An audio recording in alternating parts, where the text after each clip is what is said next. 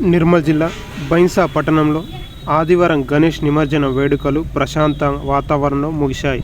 జిల్లా ఎస్పీ జానకి షర్మిల, స్థానిక MLA Ramarao Patel, ASP Avinash Kumar, స్థానిక నాయకులు, హిందూ ఉత్సవ సమితి నాయకులు, సభ్యులు గణనాథులకు ప్రత్యేక పూజలు, హారతులు అందించి నిమజ్జన వేడుకలను ప్రారంభించారు.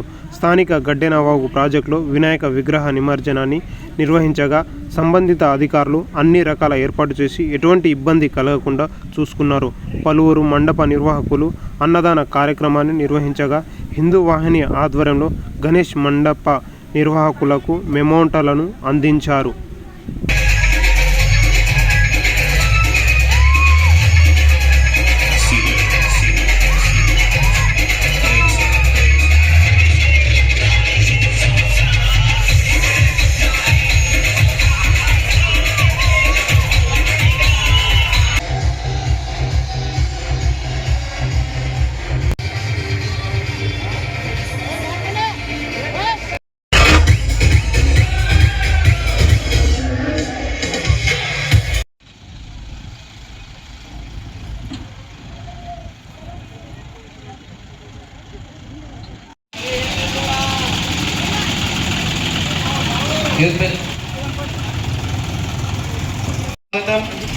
వారి యొక్క అధ్యక్షులు ఉపాధ్యక్షులు వేదిక పైకి రావాల్సిందిగా కోరుతున్నాము.